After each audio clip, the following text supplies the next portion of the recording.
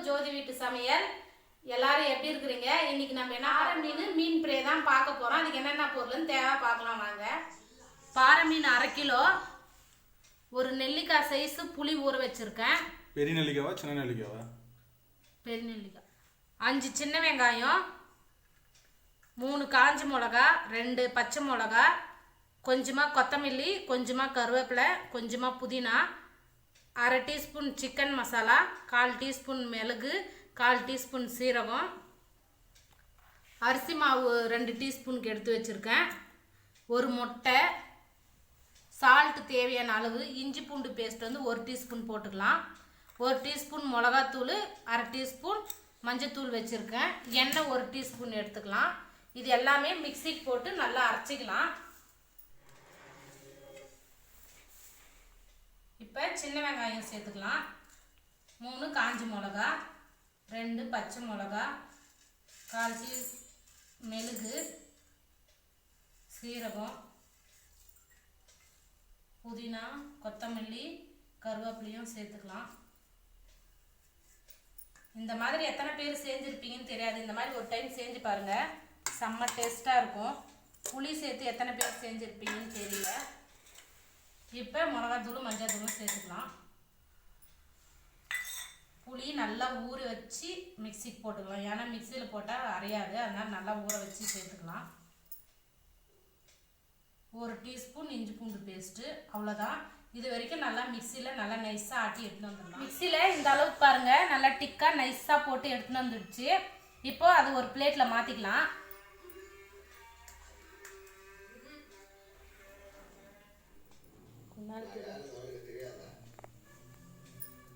ஒரு பிளேட்டுக்கு மாற்றியாச்சு இந்த பேஸ்ட்டை.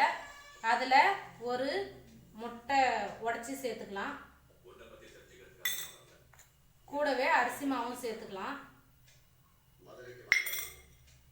இப்போ தேவையான அளவு உப்பு சேர்த்துக்கலாம்.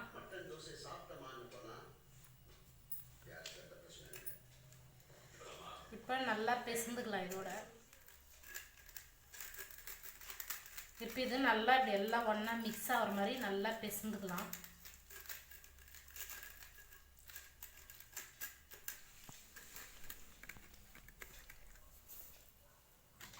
இது கூடவே 1 டீஸ்பூன் எண்ணெய் ஊற்றிக்கலாம். நாங்கள் கல்லெண்ணெய் சேர்த்துக்கிறோம். நீங்கள் என்ன எண்ணெய் யூஸ் பண்ணுறீங்களோ அந்த எண்ணெய் சேர்த்துக்கோங்க.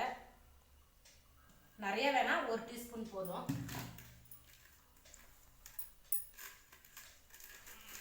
அரிசி மாவு மட்டும் சேர்த்து செஞ்சு பாருங்கள், நல்லா மொறு மொறுன்னு நல்லாயிருக்கும்.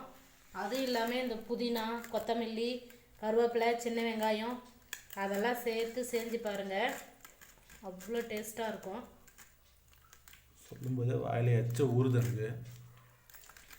எப்போ ரெடி ஆகும்னுக்கு இது வெளுன்னு வெளுத்துடலாம். நம்ம எப்பவுமே மீன் குழம்புக்கு மட்டும்தான் புளி சேர்ப்போம். மீன் ஃப்ரைக்கு ஒரு டைம் இந்த மாதிரி சேர்த்து பாருங்கள். சேர்த்து பார்த்து செஞ்சுட்டு கமெண்டில் சொல்லுங்கள் எப்படி இருந்துச்சுன்னுட்டு. இந்த சமயத்தில் நீங்கள் உப்பு காரம் லைட்டாக மசாலாவை செக் பண்ணிக்கோங்க. நான் செக் பண்ணிக்கிறேன். ஒரு மாதிரியாக தான் இருக்கும், டேஸ்ட் பண்ணிக்கலாம். காரம் உப்பெல்லாம் கரெக்டாக இருக்குது. இப்போ மீன் எடுத்து ஒவ்வொரு மீனுக்காக இப்படி மசாலா போட்டுக்கலாம்.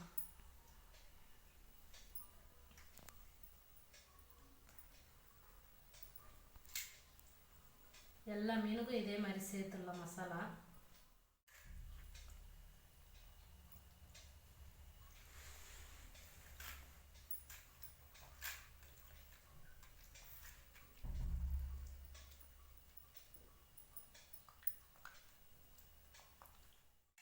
எல்லா மீனுக்கும் இப்படி நல்லா மசாலா தடவியாச்சு. இப்படி கீழே இருக்கிற மசாலாவை மீன் மேலே எடுத்து வச்சுக்கலாம், நல்லா ஊறும்.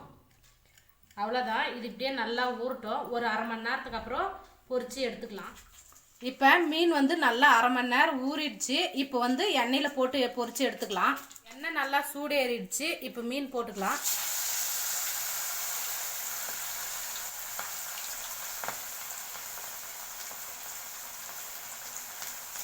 மீன் போடும்போது பார்த்து பத்திரமா போடுங்க, ஏன்னா எண்ணெய் இருக்குது. சேஃப்டி தான் ஃபஸ்ட்டு. அப்படியே சாப்பிட முடியாதா? நீ சாப்பிட்டு காமி அப்படியே, அப்புறம் எல்லாருமே சாப்பிடுவாங்க. பொரிச்சு தான் சாப்பிடுவாங்க எல்லாரும். அப்படியா? அந்தளவுக்கு பொறுமை இல்லை, அதனால தான் கேட்டேன். அவ்வளோதான், இன்னொரு 10 நிமிஷத்தில் எல்லாம் பொரிச்சு எடுத்துடலாம். எப்படான்னு இருக்குது, டேஸ்ட்டாக சாப்பிட்லாம். ஏன்னா அந்த பாறை மீன் வந்து ஃப்ரை பண்ணி நிறைய பேர் பார்த்துக்க மாட்டீங்க. இது ஒரு வித்தியாசமாக இருக்குன்னு நினைக்கிறேன். டேஸ்ட்டும் வேறு லெவலில் இருக்கும். அதனால தான் கேட்டேன். ஸ்மெல்லு பேர் வாசனை போட்ட உடனே, எண்ணெயில் போட்ட உடனே கமன்னு வருது வாசனை. இது சுத்தமான கல்லெண்ணெய், அதனால தான் அப்படியே பொங்கு வந்துனே இருக்குது. இப்போ வந்து லைட்டாக நம்ம மீனை திருப்பி போட்டுக்கலாம். மீன் போட்டு உடனே திருப்பக்கூடாது. மீன் போட்டு ஒரு 2 நிமிஷம் ஆனதுக்கு அப்புறம் திருப்பிக்கலாம். இந்த நுரையில் வந்து மீன் எங்கே இருக்குன்னே எனக்கு தெரியல. இந்த மாதிரி இதுக்கெல்லாம் இந்த நுரை வராமல் இருக்கிறதுக்கு என்ன பண்ணணும்? சுத்தமான கடலெண்ணெய் செஞ்சால் நுரை வரதான் செய்யும். அது பார்த்துருக்கேன், நான் எங்கள் பாட்டி செய்யும் போதே பார்த்துருக்கேன், தெரியும். அதுக்கு வந்து நம்ம ரெஃபண்ட் ஆயில் இருக்குது இல்லையா, அதில் செஞ்சோம்னா இந்த மாதிரி எல்லாம் சாப்பிடக்கூடாதுன்ற தான் நம்ம கல்யாணில் யூஸ் பண்ணிருக்கோம். ஆமாம். இப்போ எல்லாமே திருப்பி போட்டாச்சு. இந்த பக்கமும் வேகட்டும், எடுத்துக்கலாம். போட்டு எடுத்துக்கலாம்.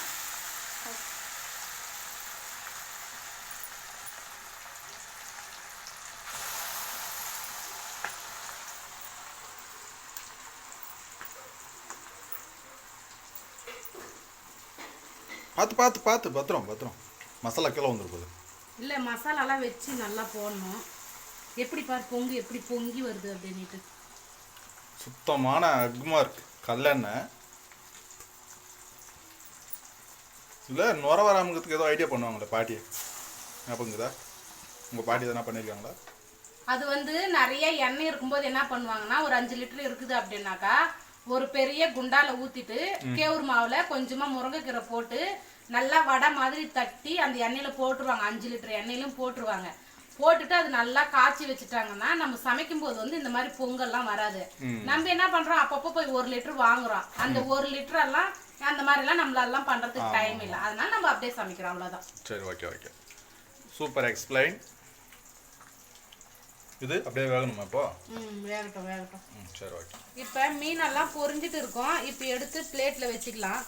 இந்த நுரையில எப்படி இருக்கு என்னன்னு கூட என்னால் பார்க்கவே முடியல. சரி, ஒரு டைம் கல்யாணில் செஞ்சு பார்க்கலாம் அப்படின்றதுக்காக தான் நான் செஞ்சேன். ஆனால் எப்படி பாருங்கள், அப்படியே பொங்கு மாதிரி எப்படி நுரை வந்திருக்கு அப்படின்னு சொல்லிட்டு. ஆனால் நம்ம போட்ட மசாலாலாம் பாருங்கள், எதுவுமே உதறவும் இல்லை, எதுவுமே இல்லை, அப்படியே நல்லா பிடிச்சிருக்கு.